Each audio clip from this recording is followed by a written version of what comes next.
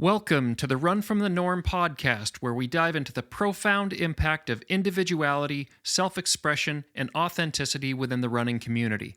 I'm your host, Jake Reynolds, and today I'm joined by none other than the dirty dog runner herself, Joelle Faught. From a world-traveling adventure racer participating in the sport at the highest level to a sponsored elite trail runner who raced all over the globe, including capturing an FKT for the fastest supported woman to run the Zion Traverse, Joelle ultimately came face-to-face with the biggest challenge of her life, a medical emergency that threatened to change it all. You will be amazed and inspired by a woman who is known as much for her infectious, positive attitude as she is for her four-legged entourage that accompany her on every adventure in the beautiful Boise foothills. Join us as we explore not only the physical and mental benefits that come from a lifetime of seeking adventure and self-understanding, but also what inspires and motivates a unique individual to break free from the ordinary and truly run from the norm.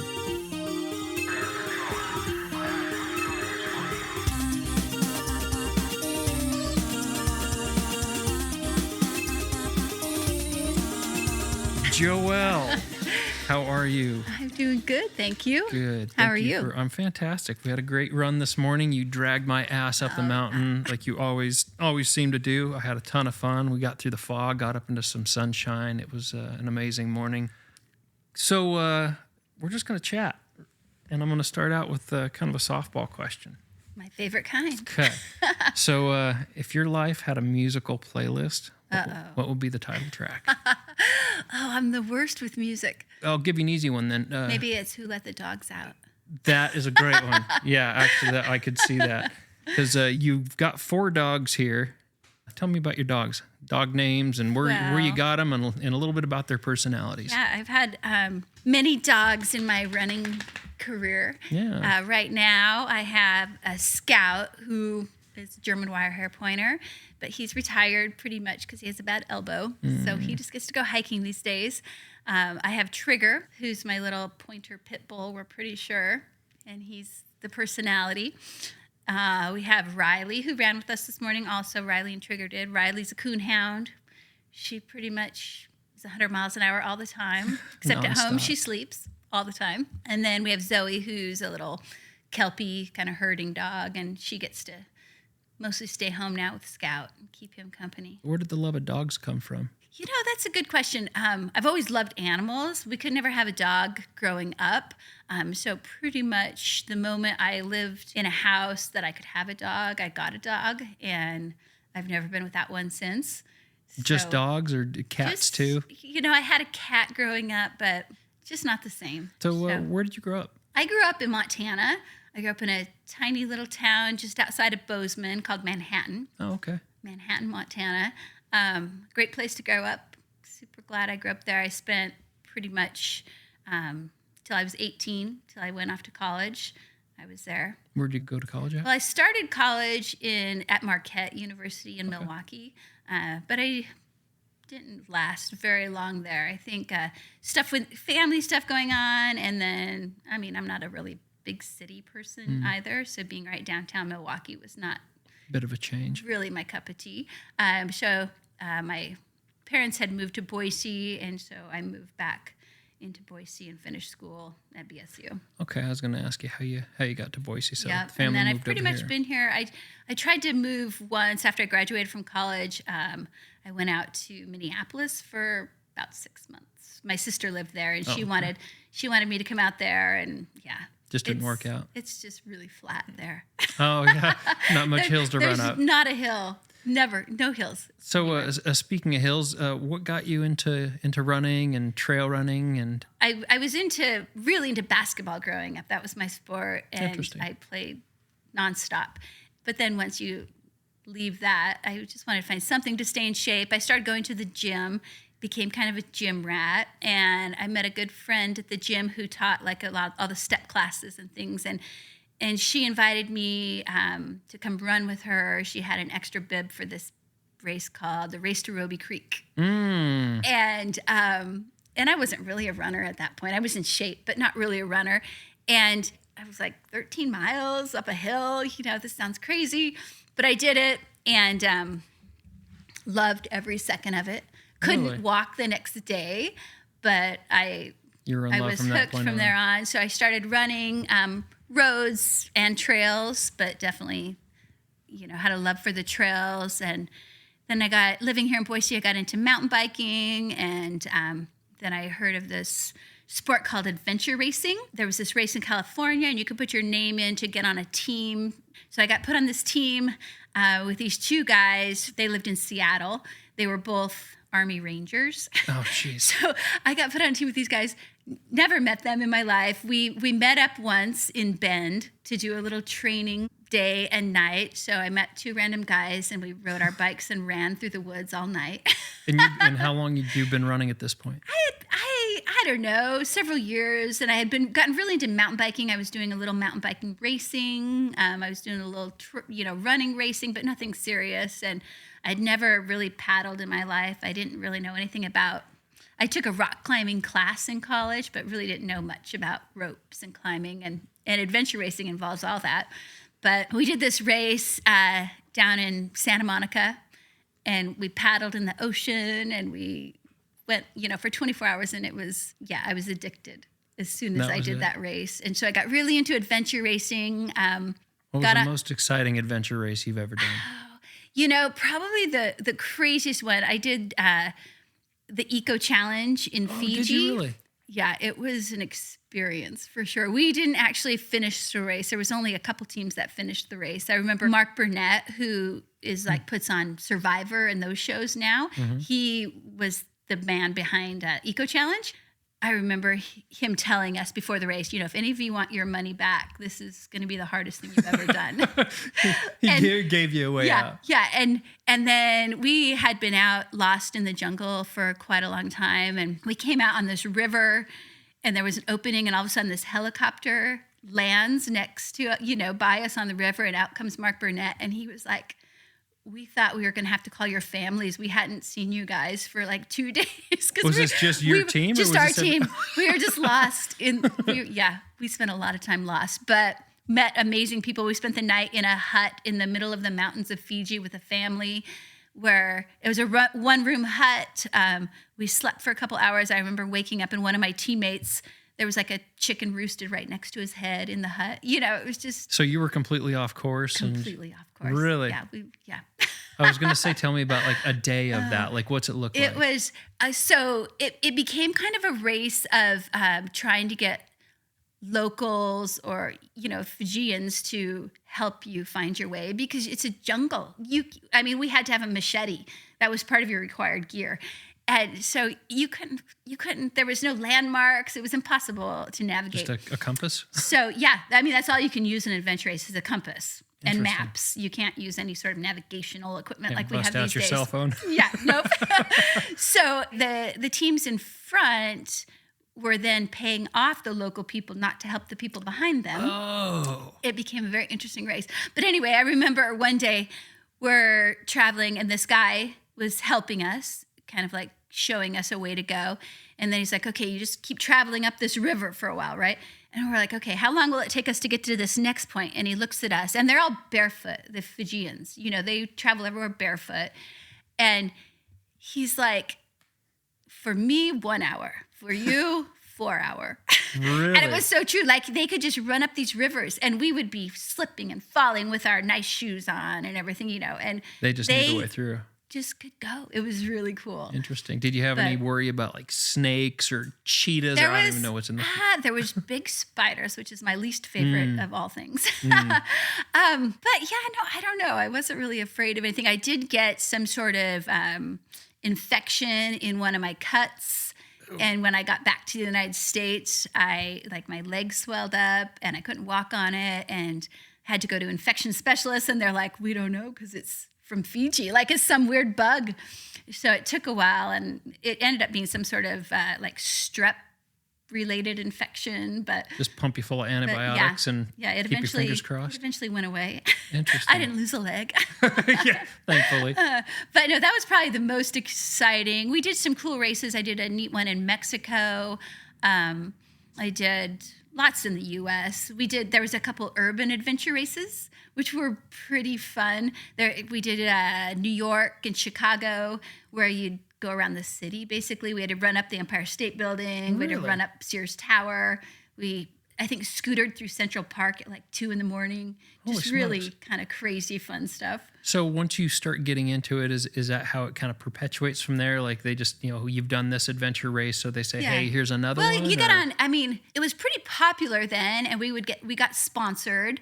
So we'd get our ways paid for, basically. And my teammates, I had a group of teammates from California and another group from Colorado, mostly, that I raced with. And it was either 3 or 4 person teams most of the time, and the co-ed teams are the ones that were in there for the money, and so we were always co-ed. So I was usually the female, because the fastest teams generally were 3 men and 1 woman, or 2 men and 1 woman. So I was the token female on the team, but it was really fun. But I spent lots of nights thinking I'd never been so cold. Nice. Lots of miserable times, but always. For some reason, I think because you got back into places where nobody else got to see.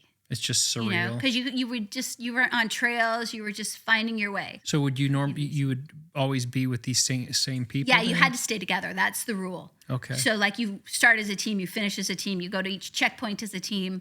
And some races are like 12 hours, some are 24, some are expedition where it's like 6 days. When you're doing this, so say you're doing a 6-day event, do you have, I assume, you're going from checkpoint to checkpoint then, and you're having to carry all your gear? Are you carrying a sleeping bag? Yeah, you carry what you need, but like there will be your stuff at transitions. Like they would transport say you're going from trekking to biking. Like you would get to your bike, and then you'd leave your bike somewhere. What's the required gear for something like that look like? So there's sections where you would trek, so you have your pack with whatever food you need, whatever clothing you need.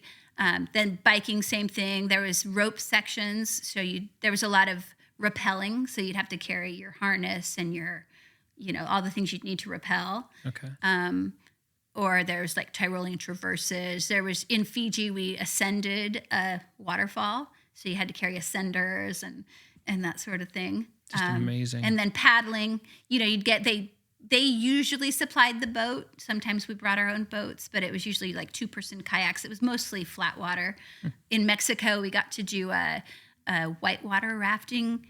One section was just like a whitewater raft, and that we actually had a guide in the boat who was in charge. It wasn't our team, so it was more like just a fun section where we got to raft. And I remember I was on Team Spider at that time, and the 2 teams that were our biggest competition were Team Nike, who was winning everything, and then this team from Mexico, Team Buff. And so it was the 3 of us it was a 4-day race. And but one section, when we got to the whitewater rafting, they're just like, it didn't really matter. And we got there at the same time as Team Nike, so we had 4 in each boat. So I was in a boat with a couple of the Nike people, and they would have one person from each team had to get out and climb up this thing and jump off into the water, like a cliff jump thing. And so do you get extra points for like backflips or? Yeah, no, water is not my forte. But the girl on Nike was like, the girls are doing it. And I was like, oh, okay. So her and I it was awesome experience, but terrifying. Because I'm pretty sure if I'm going to die, it's going to be in water. Yeah, you've already said my most terrifying time in the water was actually at one of those urban races. And we raced... so we're paddling in Lake Michigan off of, by Chicago. And it was huge white caps, just huge waves. And we were in individual boats. Usually I was in a boat with somebody else who was a better paddler than me. And so I'd feel safer. But I was in my own boat. What are the boats? Are they inflatable? It was just a kayak. Or? No, they were hard shell, single kayak, but flat water kayak. Okay. But the waves were so big, like your teammate would be next to you and you couldn't see them if they were at the bottom of the wave and you were on the other side of the wave. It was smokes. Huge waves. And I was pretty sure it was going to be the end of me, that they'd never see me again. And which race do you think is your favorite out of all the ones that you've done? Oh my gosh, that's a hard thing. Probably it was Primal Quest in Telluride. It was an expedition. It was my first expedition race, like a 6-day race. But gosh, it's so beautiful. We were between 10,000 and 14,000 feet pretty much the whole time, and the scenery was unreal. So that's probably my favorite, although they're all really, they all had their own, There's something really unique cool. about each one that just makes it special. I mean, we did one down like kind of Death Valley area. So we were pretty much below sea level the whole time, and running was really easy. It was like, oh, it's so easy to run here. So yeah, and I'm sure all the scenery and the different engagement with the people of the different cultures. If you're going to Fiji or Mexico, it just makes a completely different experience for each one. It was a lot of fun. Yeah. So what was your goal with that? Did you have one? Was it just something you were just doing, or are you working at the time too? I was working too. But how did you fit all that together? My boss was really nice, and she would, let me off when I was going to races, and so at that time I didn't have any kids, I had a dog. It was pretty easy to just go as I wanted, and that's kind of, a good transition point. So I had my son in 2004, and I had been racing a lot of adventure races, but then I just didn't have the time. Once you have a child, that changes things. Yeah, you don't have all the time in the world to run all day and bike all day and just play. So I kind of had to pick a sport more, and that's trail running was probably my favorite. And so I just kind of buckled down and decided trail running was my sport. Started focusing on that. Yeah, and I still, mountain bike and things like that, but I only did a couple adventure races after that, and which, the timing was good because adventure racing kind of got less popular. There were less races you could go to. Travel got really hard. When we would travel, we would take our bikes and our paddles and our, our climbing gear. And nowadays, if you had to do that, it would cost you a fortune. Yeah, you'd have to charter another plane just for your gear. Back then we had it all, and just they'd let us bring it all. So it was kind of just perfect timing then to have that experience. And so, okay, so then you're doing the adventure races, and then your window of opportunity starts to narrow a little bit with getting out, and you start to focus on running. Yeah. And so, where does that start to take off? So it's interesting because when I did this race in Mexico, an adventure race in Mexico, I raced with Dave Mackey, who at the time was like Trail Runner of the Year. He's from Colorado, and another guy, Travis Macy, who's also a really great runner. His dad was one of the original adventure races. Yeah. And so these guys were really, really good. So you were really in the thick of it when it was really... Yeah.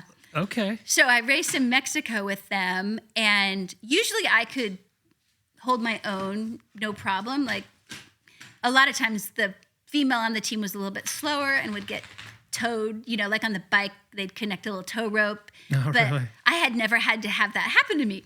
So we go to Mexico, and Dave Mackey is such a fast runner. We're running, and they really wanted to beat Team Nike. It was a huge goal.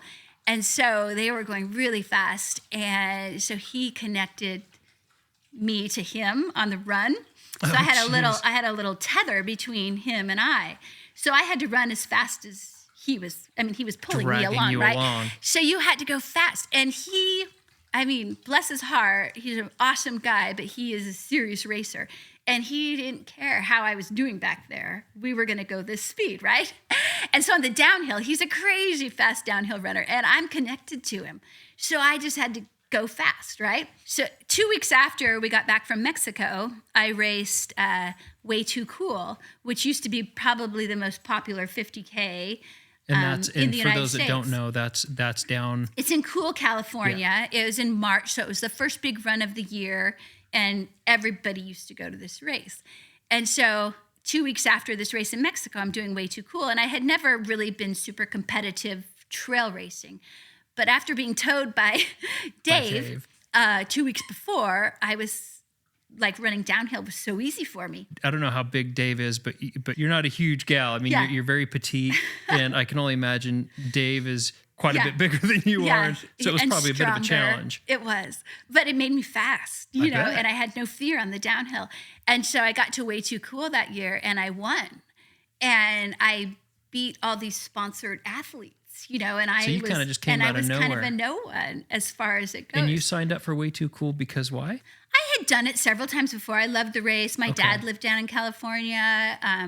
It was just kind of our March thing to go down there, see some green grass, and it's a really great race. Like they put on a really fun race, and you won it. So I won, and I beat these people who are sponsored. And I'm like, well, how do you get sponsored?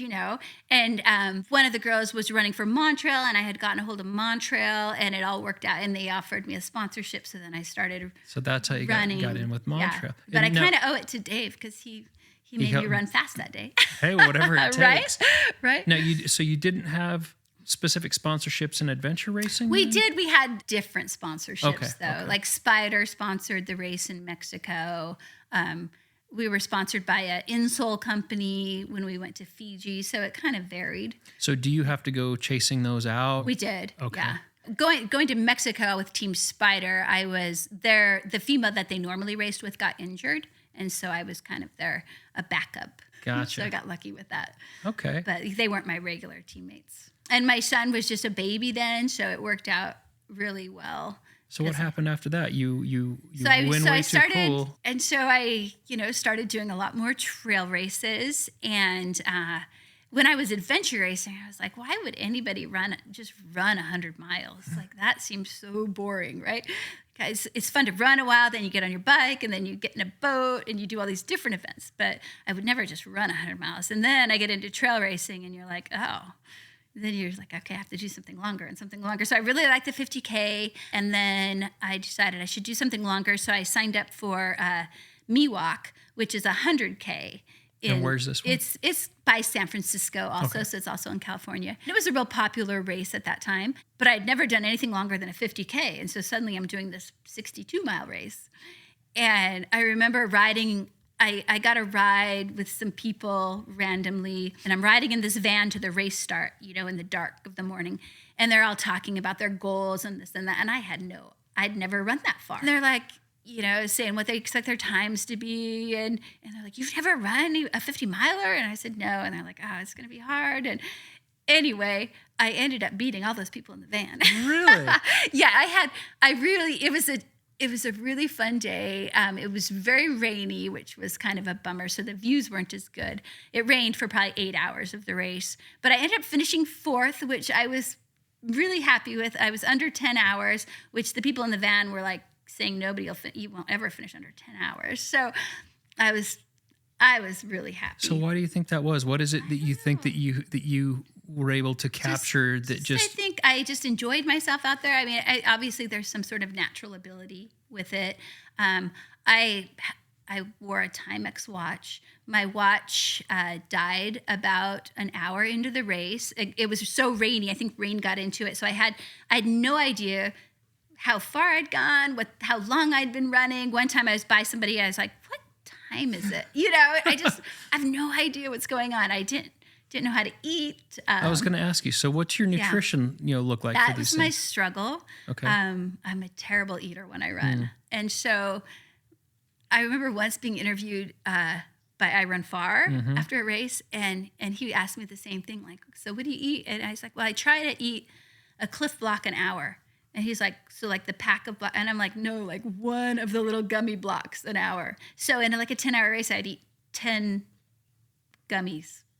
So, which is not really helpful. It's not. And that actually that's a great segue. So I had the great opportunity to help crew you a little bit at Western States. Right. And so, I got to see a little bit of that struggle as it gets farther into the run.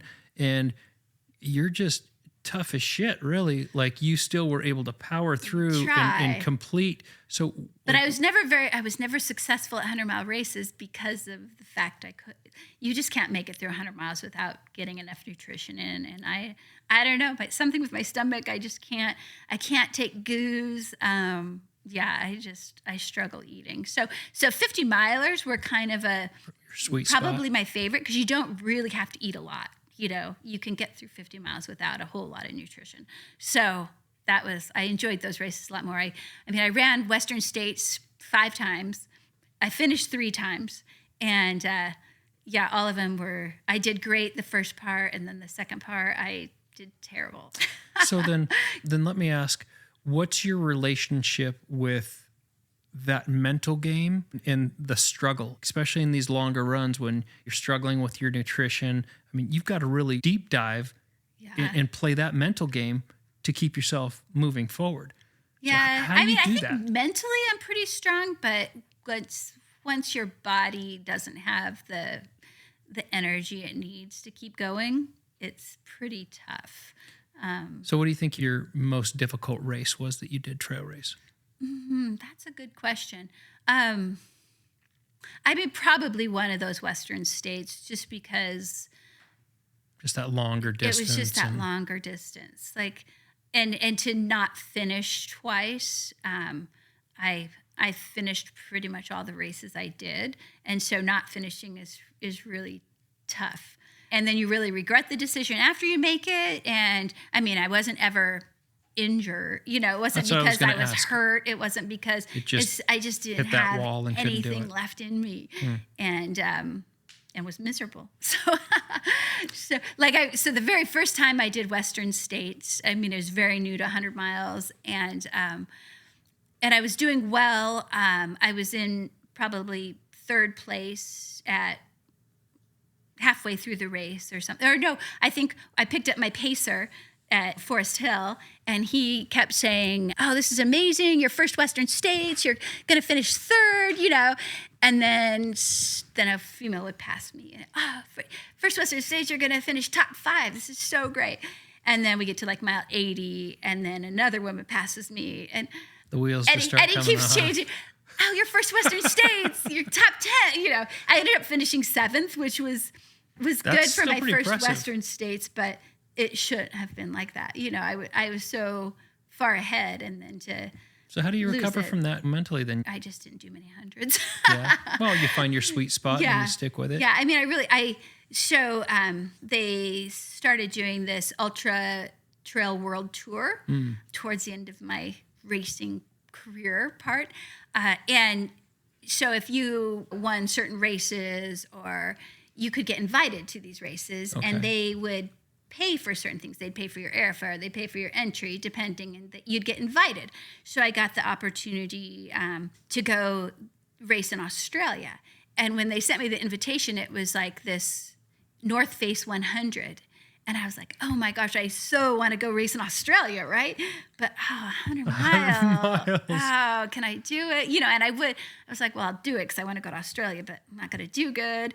But then I realized, when they say 100, they mean 100K. Oh. So it was 100 kilometer. And then I was really happy because You're stoked. You're I know 100Ks are great. How did that race go? It actually went really, really good. I got over there. I had terrible problems with my flights getting over there, so I got over like the day before or 2 days before or something. But anyway, I got there, and we were there a day before, and my friend was living in Singapore at the time, and so she met me there, my friend Sherry. And so we went out on the course the day before just to look around a little bit. Do some recon. And it was stairs everywhere. So rather than like switchbacks there, they build stairs. It's in the Blue Mountains of Australia. Hundreds and hundreds of stairs. Cement. That wasn't in your stairs. Training plan, was it? No, I hadn't run one stair ever.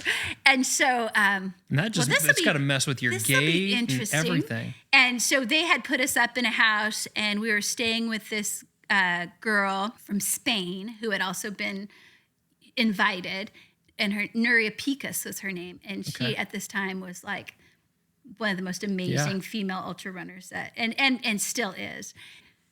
She was staying with us, which was interesting, and she ended up winning the race. But I ended up coming in second, which was very exciting. Apparently, you're good at running the stairs. Yeah. Oh my gosh. So it ends up, and I know like towards the end of 100K, I'm going to be slower, right? Slowing down, and it ends up like 500 stairs. And I was like, okay, the worst thing in the world would be to get past at the end, right? Going up these stairs. And I can't remember the girl's name who was in third, and she raced for Red Bull. She's a really, I can't think of her name right now, but a really great runner. And she was catching me, and she was on the stairs at the same time as me. She finished that close. So you're just running for your life at that point. It was really, really fun. And all I wanted to do was see a kangaroo and I didn't see one kangaroo. I had to go to like the zoo to go see a kangaroo. A bunch of people saw kangaroos out there, but I didn't. I'm like, I'm in Australia. I need to see a kangaroo. Got to see something. You see one go racing across on the stairs or bouncing past you. And so I had met some people, down there, and then they'd send me pictures of kangaroos all the time because I That's got awesome. to see one. Oh, you've got to see all parts of the world then. Yeah, and then the next year I got to do, through this same thing, I got to go to New Zealand and race there, which was amazing. I mean, these places I probably would have never got to go. So it was because of trail racing. I've asked you this with the adventure racing, and this sounds like it's going to be a hard one to answer, but what's your most favorite ultra memory or race? Yeah, there's so many. It's hard. Those ones going to other countries is really great, but so many great races. I think I always loved Waldo 100K in Oregon. It's a smaller race, but it was nearly 100% single track in the mountains, and lots of long climbs, and you go by a bunch of lakes, and the race directors were great, and you camped in the parking lot the night before. I slept in my car, so I think just small races like that are probably the really filled your heart with it. Yeah. I mean, my last competitive, while I was sponsored race, was the first year they did Broken Arrow down in Tahoe, and I really enjoyed that. The community there is really, really good. Yeah, so I think those kind of races. So you're running then still at this time for Montreal? Yeah. Is that your only sponsor? Yeah. So Montreal, I also ran with Drymax, so Socks, who's the best ever. I ran with Cliff Bar. Actually, I'm wearing my Drymax right now. I wear Drymax every day. I will forever when I run, I think. So there was a couple, but it was mostly all through Montreal. Montreal had always been owned by Columbia Sportswear, but they're kind of a separate little entity. They were more with Mountain Hardwear. Okay. But then Columbia decided to take over the Montreal part more fully, so we became sponsored by Columbia Sportswear instead. Okay. Which changed things up a little bit, I think. I remember hearing about that and the changeover. I didn't realize that Columbia actually had already owned them at that point. And they owned Montreal, like they own Prana. They own a lot of these smaller little companies that you don't really know are under the umbrella under the conglomerate. Yeah. So, I mean, that changed up relationships a little bit. So I had been dealing with hamstring issues for a while, and that spring I got a cortisone shot in my hamstring because somebody told me that would make it feel a lot better. And I was like, well, I want that. So I got that, and it did. It felt a lot better. I raced Peterson Ridge Rumble, and it was feeling a little bit better at that point. And then we did an FKT down in Zion. Yeah, I wanted to ask you about that. Yeah, which was amazing. So Montreal had this new line of shoes, and it was their FKT models. Okay. And so they wanted some of the athletes to go and try to get FKTs. And so Amy Sproston and I decided to do it together, and we'd go down and try to do the Zion Traverse. Okay. Which I'd never been to Zion before. Yeah, sure, we'll go do that. And Amy had been training for Western States. She was in great shape. And I mean, I was in good shape too, but I thought she would get it, and I would kind of be supporting her, right? And so we take off in the morning, and so you're both running for the FKT? You just take off together? Yeah. Oh, okay. And, like if we stay together, fine. If one's feeling, we go at our own paces, but who knows? Is this supported or self-support? No, it's not supported, but we do see, so they made a little video, YouTube thing of it. And so we had a camera crew, but they could only see us at certain parts where we crossed roads because they have rules in national parks of videoing and things like that. So we only saw them a couple times when we would cross. But nobody's feeding you water or nutrition or any of that. And I mean, I didn't know the route really, so I just wrote on my arm, like if there were turns, like the trail names I needed to take. At the big cactus, turn left. Yeah. So I took one little wrong turn once, but it didn't take me off too far, so that wasn't too big of a deal. And then my friend Rick came down, and so he ran a lot of it with me, but he couldn't be, like if when we'd see the camera crew, they didn't want him in the spoiling the shots. Yeah. So he would either if it's have promotional material too. Right? Yeah, sure. It was for Montreal. So he would have to get ahead or get behind. And so at one point towards the end, I kind of lost him when he had to get behind. And we're talking Rick Valentine. Yeah. And so I just had to keep going. But so I had somebody out there to talk to and chat with, so I wasn't just all alone. But anyway, Amy ended up having some troubles, and so she dropped out, and I kept going. And I did get the FKT by like 6 minutes. I mean, it wasn't a lot. It was really fun. Yeah. And so I had a great run there, and then I went and did Smith Rock, and I got a course record there. And then I went to Broken Arrow, and there was 3 of us together most of the race. I would get away on the uphills and they'd catch me on the downhill. And it's up and down and up and down and up and down. It's a really steep race. So anyway, it ended on a downhill. And we had gotten away from the girl that was in third person. So it was just 2 of us. And so we're going the final downhill. And she was like, let's just finish together. We've worked so hard this whole race. And I was like, no, you're faster than me on the downhill. Just go. And so anyway, I got second there, which was still really fun. And I had a great time. And then a week after that, some friends and I planned to do the Wonderland Trail around Mount Rainier.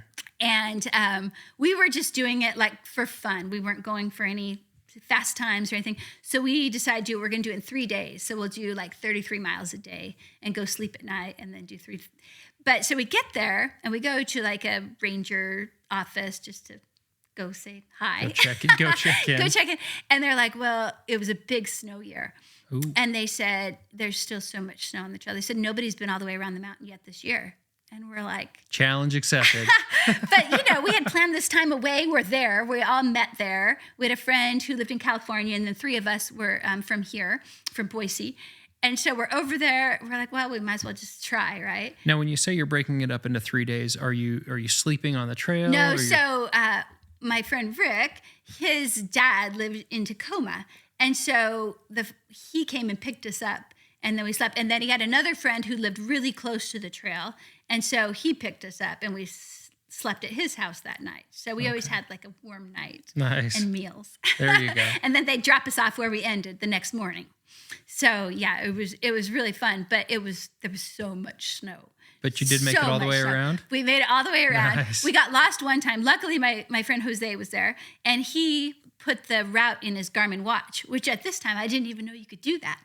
And so I still just... Are you still powered by Timex? I'm still powered by Timex. And so he had this route in his watch. And thank goodness he did. I mean, we didn't plan to do that. Thank goodness he did, because at one point, you couldn't see the trail. It's just snow. And we get off trail, and he's looking at his watch, and he's like, we're getting kind of off. And we're like, oh, it's okay. We're just going to go down this. And we kept going down. And he's like, yeah, we're really far off now. So we're like, oh, okay. So we're like, well, we'll just like take a bearing, and we'll just go towards the direction that we think we need to be. And so we just went up, ended up finding the trail, or at least a trail marker, which just the top like 3 inches were out of the snow. Gosh. But the first 2 days, it was just rainy and foggy. I mean, it's still beautiful, but you couldn't really see any views. You wouldn't know that there was a giant mountain right next to you, right? Was it super cold? Or It was cold at times, and times it was okay. But the 3rd day, it cleared, and it was blue sky, and it was amazing. Yeah, we went like over a big pass, and it was all snow, and we run down the other side like little kids, like you're running down a snowbank as fast as you can. Arms up, arms up. You don't smiles. care if you fall. You just run. Yeah, it was. But I do have to tell a little story from the Wonderland Trail, because the first day you have to cross a river, the Mowich River, I think it is, Mowich, I'm not sure. Anyway, but it's pretty. It's not deep, right? But it's cold, and anyway, we get to the edge of the river, and I'm like, I just kind of go across, right? And I get across to the other side, I look back, and the 3 guys that I'm with are like walking up and down, trying to look for the best, a dry the spot. Best spot. Well, you're not going to be dry, but like the least, You're showing the boys what's up. You're just getting right across the water. So I get over there, and I sit on this log. I have this picture that I love. I take a picture of my feet just perched up on this log, and I'm just sitting, and they're all over on the other side, back and forth. And they all end up crossing pretty much the same spot I did. There was no better spot. And they get over. So the rest of the day, I'm making fun of them, right? Like, you guys are sissies trying to cross this river. So the next day we're running and we have to cross this creek and we get on a log and it's like this kind of log bridge thing. And I slip and fall right into this creek, which I pretty much go under. And this is in the morning and it's slightly snowing out and it's cold and I'm drenched from head to toe. So it was like karma. I was going to say, did they start giving you grief oh right my gosh, back? they were very nice to me because I was frozen. And they gave me gloves and clothes and stuff. But yeah, they made fun of me. They made sure that you got But it it was back. definite karma because I made so much fun of them for crossing that river. But Oh, too anyway, funny. the whole point of the story was like, did that around the mountain and got home and had like a sore ankle from running in the snow so much, took a day off or something, and then went for a really easy run just here in town. And I was maybe 10 minutes into the run and I felt like a pop or something weird in my leg and I couldn't run. And I was like, oh, that's weird. Maybe I need to walk this out, whatever it is. And I told my friends to go ahead, I'll catch up to you. And I walked for a while and I couldn't run. And so I just walked back to my car and I'm like, something's definitely wrong. I can't run. And so the week kind of goes on and it hurts a lot, right? And I finally went in and I found out that I had ruptured my hamstring, like complete off the ischium. So the upper part of your hamstring where it connects to like your butt, the whole thing was just ruptured off. And did you feel any build up to this? You said so I had been having got the this cortisone. hamstring pain for a long time. Like Okay. I had tendonitis in the hamstring, but we're runners. We just You keep run running. through it. Something's going to hurt, right? Mm-hmm. But I think the fact that I got the cortisone shot, Kind of masked it a little bit, maybe. it masked it some, but it also tends to be hard on tendons. Oh, and can, interesting. Yeah, cause them not to be as strong. Now, and I do remember you going through this and when you had that injury. So what happens at that point? I mean, you're on the top of your game. Yeah. You're really running at a high level. So and I want to get into your training too, but like this right? just stops everything. Yeah. And so they tell me, usually we probably won't reattach it. It'll just scar back on some more because it wasn't like a football player when they rupture their hamstring, it's this big strong move and it goes all the way down their back of their leg. Mine was just slowly, and then finally it came off. And so it had only, it had come off millimeters, So it's not like it was way down my leg. It was, so if it scarred back on somewhere. It was close enough it might be able to kind of. Yeah, but I just couldn't run. And unfortunately I had gotten a spot into UTMB. Oh, and so geez. this is the end of June. UTMB is August, right? And I'm like, can I? Is there any way? Can I do it? And I kept Help the me hope. out here. I kept the hope alive for sure. I'm like, well, if I just don't do anything, and gosh, it wasn't better. And I still went over to UTMB and I supported a friend who was racing, but I couldn't race. And I could feel it getting worse and worse, my hamstring. And so when I came back, I they finally like, yeah, we'll reattach it. So I had surgery to reattach it. And I also had gotten a spot into Eiger. What's Eiger? It's a big mountain over in Switzerland, the Eiger. Yeah. Okay, and so they had Eiger. 100K, I think, was the race. Wow. And so I had gotten into that race and I had gotten like through this, like transportation, a place to stay, and it was a big deal.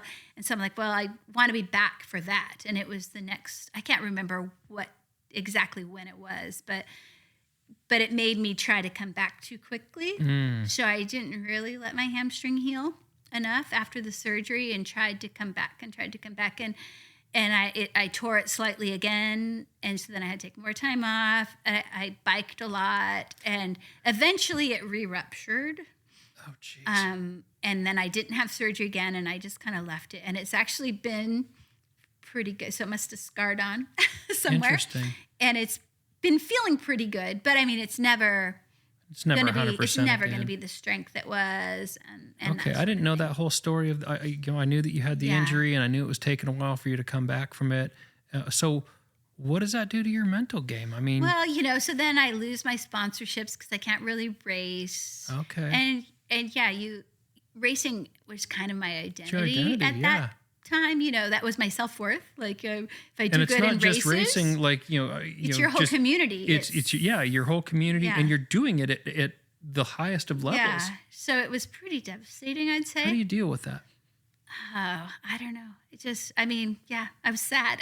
I can only imagine. And you're somebody who is always wearing a smile. Yeah. And I can only imagine how devastating that was. I did a lot of biking, a lot of mountain biking. I bought a new mountain bike, enjoyed biking. And then once I could run again, I'd get back out running. And it definitely wasn't at the same level, but I always just ran because I enjoyed it. It wasn't just to race. Sure. I probably could have been a lot better than I was because I never trained Wasn't real in particular. Focused, I never did speed work. I never had a coach. I never had that sort of stuff. So it was mostly just because I enjoyed it and then had some natural talent, I think, and stubbornness. And I just wanted to run all the time. So on that, you're saying you really didn't have a focused training regimen. No. But you still were able to maintain and run at such a high level. What would a week look like for you running? We're here in Boise. I'd go out, just go on the trails every day. That's kind of my happy hours? Yeah. I would say, I was probably running 70 to 100 miles a week, but nothing of any focus. I'd run it was mostly just running with my dogs. Yeah. And so if they wanted to stop for a drink in the creek, we'd stop. It wasn't like, okay, I have to keep going at this pace, or I have to go this distance. I've got my watch going, and I better pause it if I'm going to stop. I never had a watch that told me how fast I was going or how far I'd gone. I remember my good friend Sherry and I, when we were getting into it, and I was getting into racing, we would always run Dry Creek as our favorite loop. We'd run Dry Creek every Thursday. We'd run Dry Creek. Glad you brought that up. Yeah, we had Dry Creek Thursdays. And we'd be trained, and we're training for a 50K, right? And this is our training loop. And then someday somebody ran with us, and they told us how far it was. And it's only like 14 miles.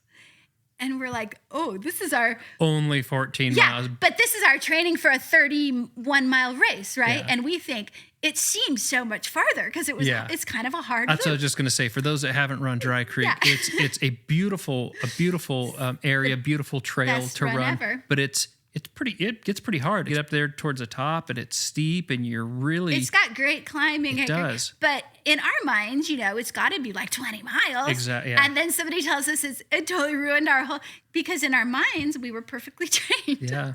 So it's kind of funny when it's a lot of a mind game, right? Mm-hmm. I felt like I was fully trained. And then when I knew, it's only 14 miles, then I had to do more. It almost sounds like that really was almost your superpower, is that you didn't get so focused on, like heart rate or specific, focused training, all that. It really was just this love of being outside. Yeah, it definitely was. And I also think in the time I was doing it, it was different. The racers nowadays, it's a much more faster. It's much faster. It's much more competitive. I feel like we were fast. I still have a course record here and there, but not very many.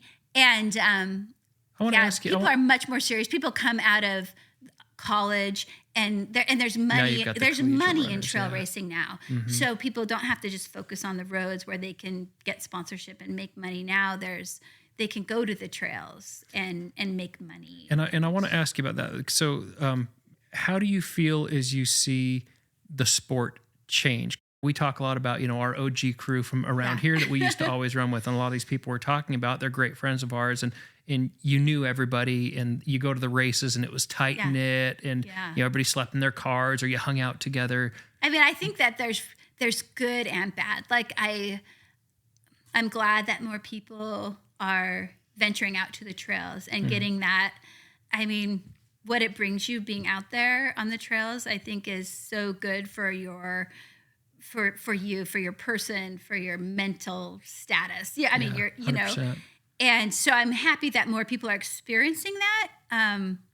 Is there a part that's but there is a part that I hate, that there's so many people now, and that it's so commercialized, and that it's all about the prize money, and it's all about who you run for and what you're wearing. And that seems to be popping up more and more.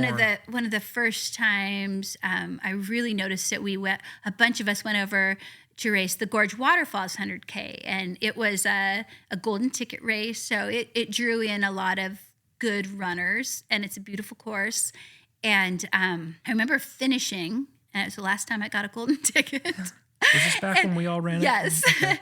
And I remember finishing, and there was a team, and I won't mention who the team was, but a professional team, right, that had raced. And they all just like sat in their own little area and didn't really, like, they didn't hang out with everyone. And it was like, we're too good for all you other people, and I'm like, that's not how trail running is. Trail running is you race and you go against each other, and then you finish, and everybody sits around and has a beer together. And nobody cares what your time is. Nobody cares. Yeah. I mean, people are impressed with the winners, and which they should be. But that's not what it's all about. Everybody's got their story, and everybody has their reasons for being there, and everybody is equally supported and appreciated for the accomplishment that they did. So that part I don't really like. I mean, I remember doing a race in Nevada, and the Silver State 50, which was always a fun lead up to Western States. And I'm talking to a guy, and he's not a fast runner. He's very average and super nice guy, though. We're chatting. And then I find out, like, he is a world-class kayaker. Like, oh, wow. if you were in the kayaking world, you would be so impressed with this guy. But out there, he's not a fast runner, so he's just nobody pays any attention to him. But, like, if you really find out about some of these people, they're pretty amazing. They have some which kind of leads to why we're sitting here doing this is like you're hearing all of this background, even though we've been friends for as long as we have. I didn't know all these things too. It's so amazing to hear people's stories. Yeah, it's really fun. And you can't, you don't know when you're out there. You don't until you either, that's where the trails are awesome, is you get that chance to connect with people and you share stories on the trails, or take an opportunity like this to actually sit down and have a conversation. Yeah. But so as things have changed now, how is your relationship with running? Because you're still out almost every day. Yeah. I love seeing your pictures on Instagram and Facebook. So that's something that changed. Like when I was injured, everything was really slow. Like I just had to go hike. And so I take my phone with me, which I never had before when I was running generally. And I had my dogs. And so I'd take pictures of the dogs, because it was just really slow. And then I got really addicted to taking pictures of my dogs. Okay. So that's where it started to shift. Interesting. Yeah. And so then, I didn't really want to carry my phone once I started running again. And my husband now, David, he was like, you should get a GoPro. And I'm like, nah, I don't, that seems like something too much. Else to carry. Yeah. But then he got me one for like Christmas, and I became addicted because you could keep running. You wouldn't have to stop running because you just turn it on or turn it off and keep running. And so I could get all these super fun pictures of my dogs. So then my runs became more about looking at my stuff afterwards. Like, oh, did I get any good pictures of the dogs? And then, your pictures are, for people that don't follow you, they should, for one. And before we wrap this up, I want to make sure you have a chance to let people know where to find you. Your pictures are amazing. They're just really, the dogs are so much, they're so happy out there. Pure happiness. Yeah. Exactly. That's what, every time I see it, you can't help but smile. Right. And so I got really addicted to taking pictures of my dogs. What was cool is we were running today too. I was actually wondering how you did that. It's like, are you stopping and you're waiting and like calling them, and you didn't even break stride. You kind of might drop it down by your leg and just hit it real quick, get some shots. And it's always because they stop to sniff stuff and then they have to run back by. So they're always going fast and they're always being crazy, and super cool action shots. It makes it a lot of fun. You say you're not, your hamstring isn't necessarily 100%, but you're feeling solid enough that you're still back out there. Yeah. So I don't race much anymore, but I go do some and that's fun. I had another thing happen to me, and now I guess it's been like 3 years ago. I had a stroke. Oh, I didn't know that. Yeah. So we had and I blame it on this, and who knows. This was 3 years ago? Yeah, about 3 years ago. We had gone down to do rim to rim to rim, the Grand Canyon. Went down, ran it, and so it's a big day, and it was about 55 miles. We started from the North Rim, ran, and then we got back to the North Rim, and that's about 10,000 feet, right? And I had gotten dehydrated, of course. It's hot in the Grand Canyon, and you're running far, and get back up to the North Rim. We sleep at 10,000 feet, and then we drive home the next day. So I'm assuming I probably got some sort of blood clot somehow in my leg from being dehydrated and then sitting and whatever. But anyway, we got home, and we had our first snow. And so I'm like so excited to go for our first snow run with the dogs and get pictures of them in the snow.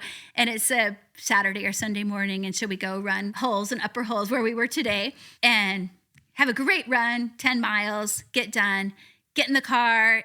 And as soon as I get in the car, my vision gets really weird. And I get migraine headaches sometimes, and my vision goes off before. And so I assumed it's going to have a migraine, right? So I get in the car. I was dog sitting a dog. I get my dogs in the car, this other dog. David gets his dogs in his car.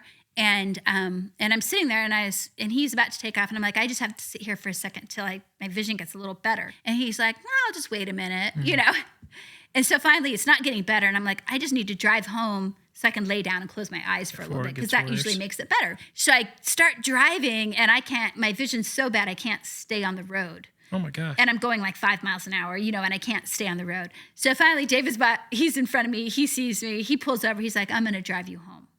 And I was like, okay, whatever, So I said, but I promised I'd stop and get a donut for my son. So we have to stop and get a donut for my son. So we're driving, and I have to, if I open my eyes, the double vision's so bad I can't even see what's going on. Oh my so gosh. I just sit there with my eyes closed. David goes in and gets a donut. He's like, I think maybe we should bring you to the ER. I think he said, you might be having a stroke or something. I'm like, no, it's just a migraine. I just need to go home. And so we get home, and getting out of the car, I had trouble walking to get in the house. He kind of helped me. And he fed the dogs, woke my son up, and said, she's not feeling very well. I sat here on the couch about where I am now. And he goes home to feed his dogs. And my son goes take a shower and come out. And I think he could tell, I was not right. And he called David. David's like, you should call 911. And I can kind of hear this, but not. And I'm like, it's just not registering. No, don't do it. I'm fine. And then the next thing I hear is sirens. And I'm like, no, you didn't call the ambulance. So paramedics come in the front door. And thank goodness, the first person that walks in is a friend of mine who is a paramedic. And I was like, oh, Dave, I'm sorry you're here. I said, I think I'm fine. I don't know what's going on. And they do some, they take some blood. They do some assessments. And he's like, I don't know what's going on, Joelle, but you should probably go get checked out. And I was like, okay, but I don't need to go in an ambulance, So David had driven back here 100 miles an hour, and he takes me, and I made sure, I'm like, okay, get me a Diet Coke, as we're driving. You and Diet Coke. Right? I'm like, okay, we'll go. And I was talking some gibberish things, I really wanted. Do you realize at this point how bad you I still think it's just a migraine. Really? Yeah. And so we go to the ER, and it takes a while to get in. You have to wait in the waiting room, right? Is it still getting worse? Or yeah. Are you kind of... No, my vision, I can't open my eyes. And are you freaking out at this point? Or are you not still really. just kind of like, hey, you're all overreacting? Yeah, I'm pretty much. It's a migraine. We get back into the ER, and then the doctors are like, they do a CT scan. We think maybe you're having a stroke. Holy and they're shit. like, we want to give you, how long has it been? When did the symptoms start? Blah, blah. And it was within the 3 or 4 hours that they can give you this medicine, TPA, that is basically a clot buster. Okay. And if you are having a stroke, it can break up that clot so it doesn't get worse, right? So they're like, we want to give you this. And is that, you'll have to stay the night in the hospital and all this. And I said, I guess, I think I'm fine. You're just feeling like you're burdening everybody for a migraine. And so they do a bolus of the medicine and then drip it in through the IV. And I remember another doctor coming in, and I asked her, is my vision going to be okay? Is this going to get better? And she's like, I don't know. And that's what really freaked me out. To not be able to see is a really, really scary, scary thing. So anyway, within 15 minutes of them giving this medicine, my vision starts to clear up. And does it start to hit you at that point? No, I think it's a coincidence.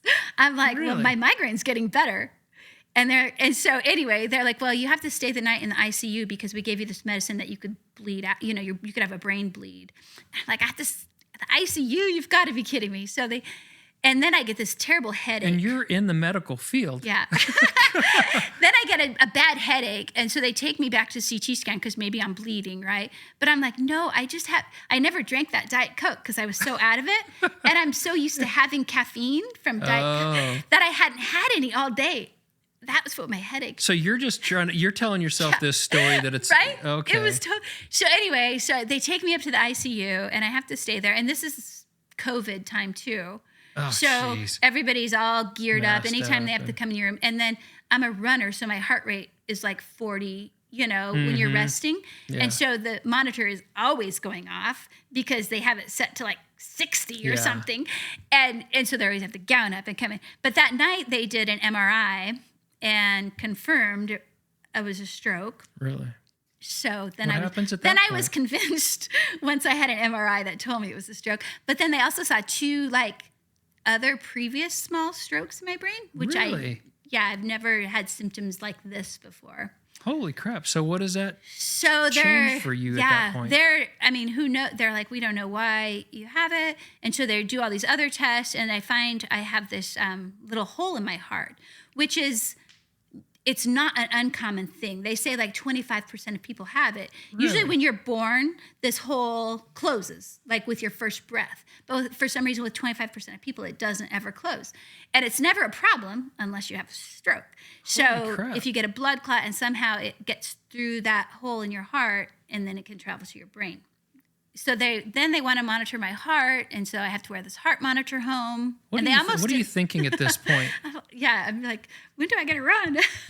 Where's my Diet Coke? Right? So they did give me Diet Coke in the ICU, though, so I was very happy. I'm like, just keep it coming. But, so I went. They almost didn't let me leave the next day, but luckily I work for a neurologist, and he convinced them to let me go home.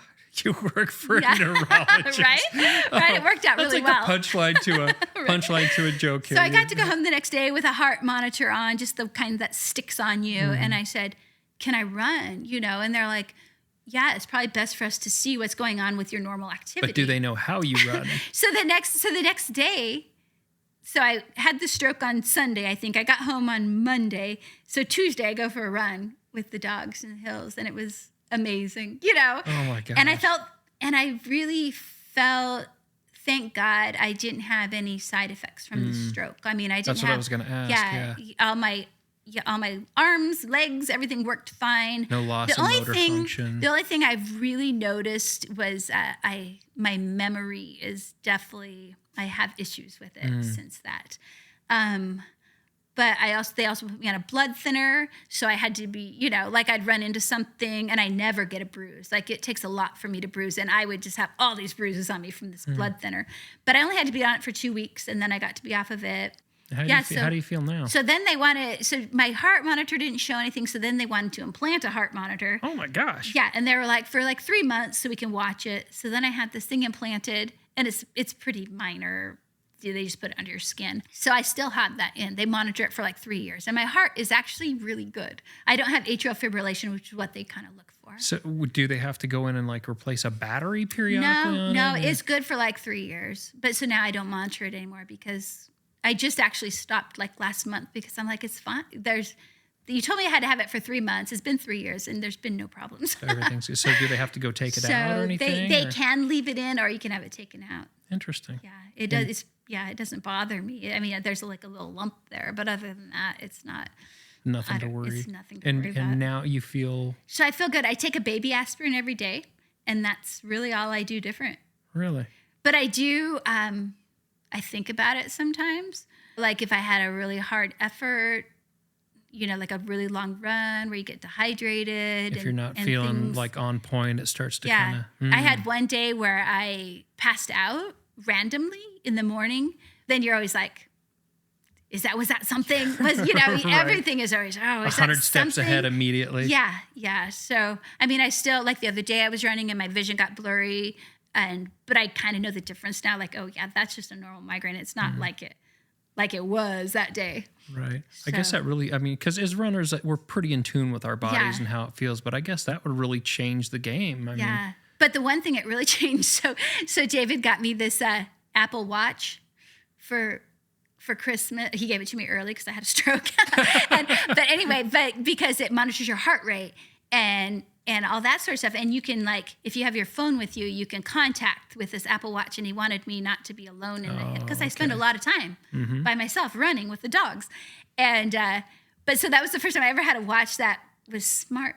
And could tell me how far I was running. Right. Oh. So this is my first time I had. So now you're just finally kind of starting to. So now I'm coming around. That's funny. So he immediately put me on Strava. He's like, oh, you can be on Strava now. So now now you got through all the competitive years and all that. And now you're finally I was like, man, I could have really done better if I did this Strava stuff when I was racing. Or you would have been distracted. I mean, I really think that could have been your superpower, is that you didn't get distracted by all the other stuff. You were just in it. Now sometimes you're like, oh, I better run faster because everybody's going to know how slow I'm running. Yeah, I struggle with that too. I was on Strava for a while, and we're all chasing our own little FKTs around here, or just tracking our runs and stuff. And I realized that I was paying too much attention to it and chasing too many other I don't know what the segments or whatever, to where I actually turned mine off to private. Well, and I would always make fun of people like, you're running along and you stop for talk to somebody for a second. They got to stop their watch and they got to stop their watch. And I would always make fun of that. And now I find myself doing the same stopping thing. my watch. Yeah. David said the other day, I saw you stop your watch. And I'm like, oh yeah, I did, didn't I? Yeah. Or you see, it's when you stop to take a picture, you think about that stuff. I better stop my watch so it doesn't look like I'm running slow. I did that. I did that for a lot of years too, where I would do that, to where now it's, you let it run. It's just, it's kind of to your point of you're out there. The whole point of being out there is to be out there. It Absolutely. doesn't really matter what my minute per mile was. Yeah. Nobody really cares. One thing I did want to ask you about is you are a race director. Oh, yes. Can you tell me a little bit about your race? So I ended up, the foothills here, which are amazing, have a certain amount of races that can be put on per year in the foothills through permits. And it's just a couple, and they had an opening. And so my friend Holly encouraged me to, maybe you should put on a race, because she puts on races. And so I was like, oh, I should do like a trail marathon. That'd be so great. So I made this course up and I got all the permits, and my Instagram was Dirty Dog Runner. And so I'm like, well, I'm going to call it the Dirty Dog Run. Even though dogs don't run in it, it's still like often dog themed. It's fitting with. And it's been really fun. I ended up, people encouraged me to put in a half marathon too, because not everybody wants to run 26 miles on the trails. The course is pretty hard. It's awesome, but it's not easy. So I put in a half, and that's become like everybody does the half. That's the favorite distance. I mean, there's more people that run half marathons than trail marathons, right? But it's been really fun. I've always had, I think, a lot more women racing, which I love to see. Yeah. I have a lot of the same people that come every year, and we always have a taco truck at the finish line, and it's just kind of a big party. It's kind of back to what it was. The feel of what it was. Yeah. It's always super hot, because the opening was like the beginning of July that I could do the race. So, I mean, of course, the trails will always be in good shape, but it can be really hot. Be a little toasty. But it's fun to see the people, that come and do it and finish their first trail race. Or, I mean, there's a guy here, Uli, and he's one of the legend, the really OGs. I mean, there's a part on the Hard Rock course named for him, the Cam Traverse, that's named after him. And he does the marathon, and I don't know exactly how old he is, late 70s, and he power walks the whole thing, and he's amazing. He's and I remember in his JanSport backpack, and he's got his little Tupperware of salt. Yeah. And he pours out, he measures it out. Regular water bottles. Totally. Yeah. He just throws in his JanSport. Yeah. But that guy he's the OG, like you said, and hard watching rock. Him cross the finish line is always just the best. Yeah. And he doesn't want to go out. He's just like, okay, I'm done. Time to go home and be with my wife. Yeah. He did his thing, and did his thing, and on to the next one. Yeah. So things like that are really, really cool. So what advice would you give somebody who might be struggling with their own, like they want to incorporate some exercise, they want to even maybe get out for walks, or maybe they're interested in trying to get into running and moving into trail running. What advice would you give somebody to... Gosh, I mean, just do it. It's hard starting. Even now that I've run for so long, and I've run most days, sometimes the first mile is really hard. It always sucks. And maybe for a person that's just getting into it, they're only going to do a mile, and the first 400 yards is like the worst thing ever, right? But it makes you feel so much better afterwards. And being out there, I mean, I like the trails the most just because I love the scenery. I love being away from as many people, as many noises, just to hear the birds or the creek or the because you don't run with music rustling. Or any. I've never run with music, and people that do, I mean, nothing against them. I know people that have a great time out there listening to podcasts and listening to, I mean, sometimes it probably would have made me run faster if I had some good music or something. But no, I like to hear my dogs. You're just in it. Yeah. There's a coyote howling over here. It's definitely my happy place. I mean, I'm addicted to it for sure, which I think is not the worst addiction, although, we get injured and then we just keep running, but that's just runners. We're stubborn. We're really stubborn, and then we complain about our injuries, but we're not going to do anything to make them better. Yeah. So take away from our running time. We're just going to complain about them. Right. But, on a day that I don't get to go running, I do find myself a little grumpier or a little, just a little edgier. Yeah. And, but if I get out for a run, it just, even if it's, for us these days, it's short. I mean, it's 6 miles is a short run, right? But it's still so worth it to get out there and just spend time in nature, I think is the best. And I mean, there's a lot of people that like running on the roads too. And if that's your thing, and if that's what makes you happy, do that. Yeah. But get your body moving a little bit and get away from, I don't know, I think just the noise of, social media is everything these days, and everything's streaming and everything's available, and you can sit in your house all day long and never have to go anywhere. But I don't think it's good for us to do that. And I actually like your approach, and I've been trying to do that more too, where get out and let yourself disconnect and hear the sounds and really experience what's around you and pay attention and keep your head up, because it's so easy just to get lost in thought because we have so many things coming at us and so many distractions that it's the mental health side of things. I don't think you can speak enough about the benefits of just being outside and what that does for your head. That and 4 dogs. Oh my gosh, yeah. And it's really good for your dogs too. Yeah, right.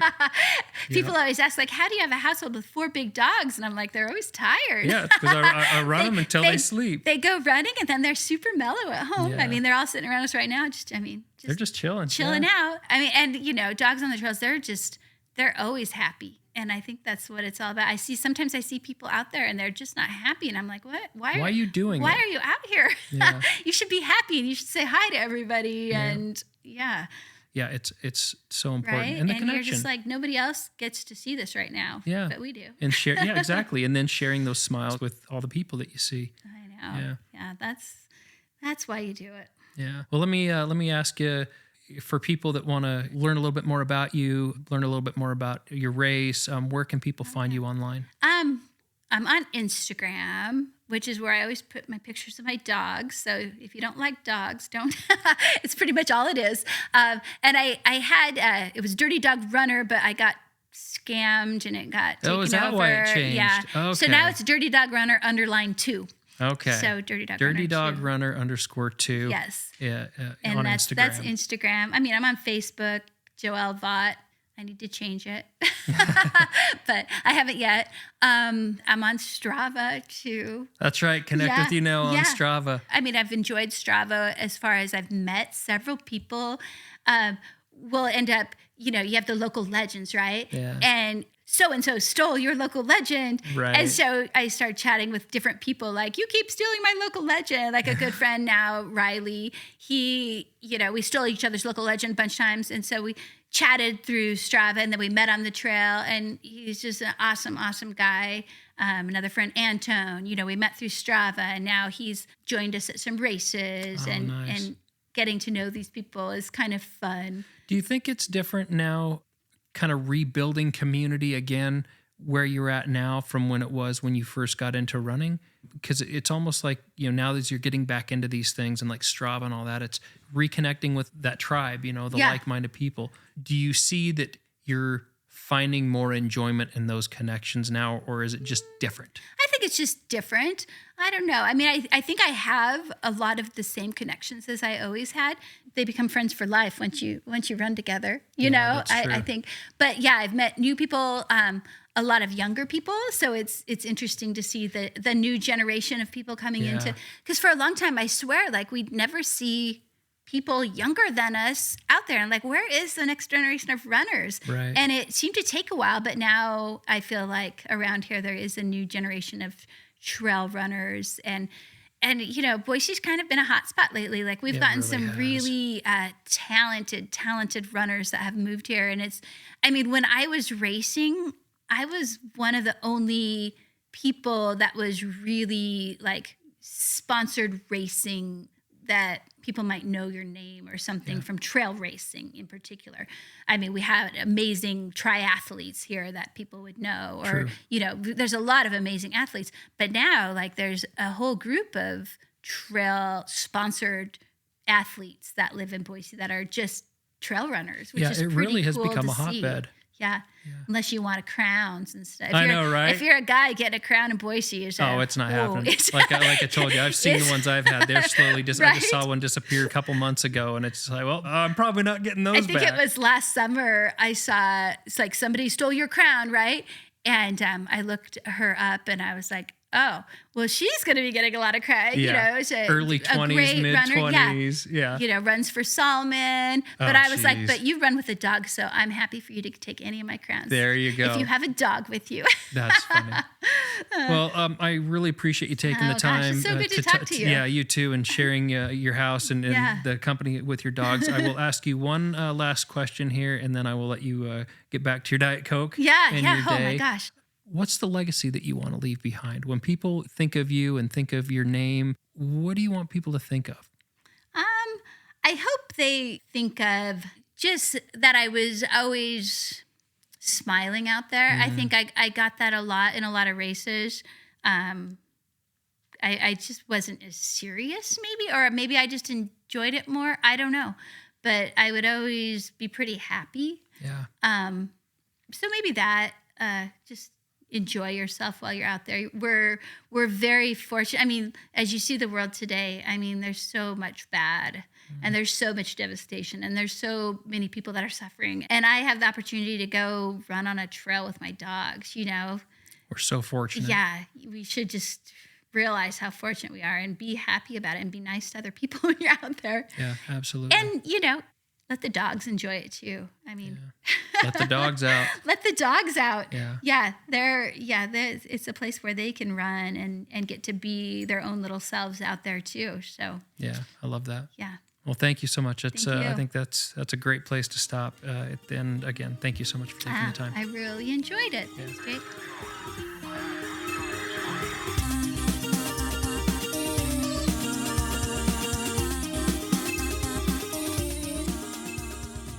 Thank you to my friend and guest Joelle Faught for joining me on this episode of the Run from the Norm podcast. And as always, I would like to extend my sincere appreciation to you, our listeners, for your continued support and encouragement along the way. In an ongoing effort to improve content and my hosting abilities, you can send comments and suggestions to me directly at runfromthenorm@gmail.com.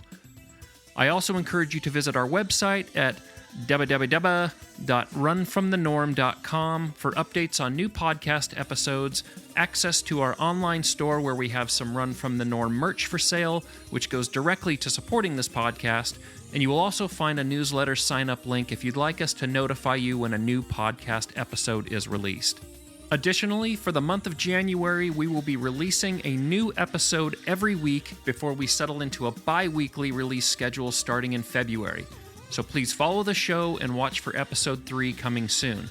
You can also now find the Run From The Norm podcast on Spotify, Apple Podcasts, Google Podcasts, as well as our host platform, Podbean. And with that, my friends, episode 2 is complete. I wish you health and happiness as you continue your journey throughout the day, and I hope we have succeeded in our mission to motivate with compassion, listen without judgment, inspire with curiosity, one person at a time. Check that mic, make sure it sound right, boy.